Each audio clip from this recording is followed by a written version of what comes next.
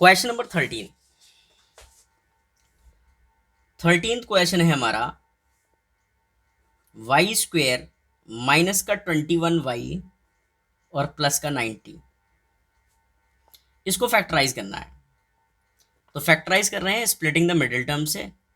तो आपको prime factors लेने होते हैं कांस्टेंट टर्म के। कांस्टेंट टर्म है 90, तो 90 के जब मैं फैक्टर लूंगा तो 2 की टेबल से क्या आएगा 45, 3 की टेबल से क्या आएगा 15, 3 की टेबल से क्या आएगा 5 और 5 की टेबल से 1।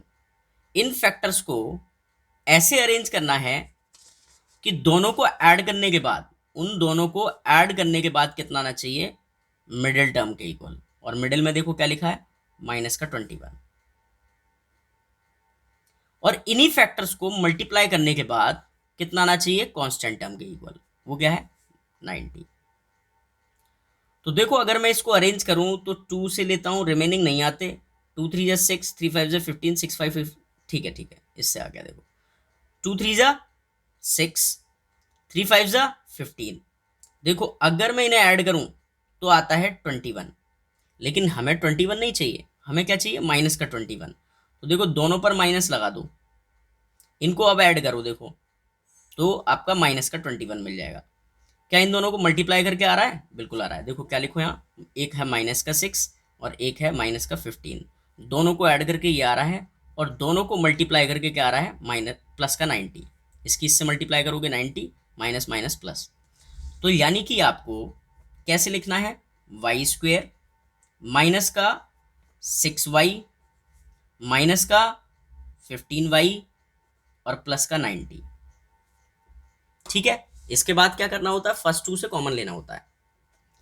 इन दोनों में आपको क्या कॉमन दिखाई दे रहा है, मुझे तो y दिखाई दे रहा है, तो ब्रैकेट में y माइनस 6 आएगा। देखो इसकी मल्टीप्लाई इससे करोगे ये आना चाहिए, इसकी इससे करके ये आना चाहिए। अब ये जो y माइनस 6 आया है, इस ब्रैकेट को जस्ट इसके बराबर में फिर से पेस्ट कर दो और ब्रैकेट के बाहर एक ऐसा नंबर लिखना है जिसकी मल्टीप्लाई इससे करूं तो ये आए और उस नंबर की इससे करूं तो ये आएगा। देखो y यहाँ है, y यहाँ है, माइनस का 15 चाहिए तो यहाँ माइनस का 15 लिखो। अब देखो इसकी मल्टीप्लाई इससे करो ये आ रहा है, अब इसकी मल्टीप्लाई इससे करो, देखो प्लस का ये आ रहा है, माइनस माइनस प्लस, 15 6 90। तो पीछे के सारे स्टेप्स करेक्ट थे। इसके बाद क्या करना है आपको, ये जो 2 बार ब्रैकेट लिखा है इस ब्रैकेट को आपको एक बार लिखना है। तो y माइनस 6 एक बार लिख लिया। अगले ब्रैकेट में वो चीजें आएंगी जो ब्रैकेट में नहीं है। तो देखो इस ब्रैकेट के बाहर कौन है y, ये ब्रैकेट में नहीं है तो इसको लिखो। और देखो इस y माइनस 6 ब्रैकेट है, इसके बाहर देखो कौन खड़ा है माइनस का 15, ये भी ब्रैकेट में नहीं है। तो हमारा आंसर ये आया। ठीक है, तो ये फैक्टराइज हो चुका है और यही हमारा आंसर है। चलते हैं अब नेक्स्ट क्वेश्चन पर।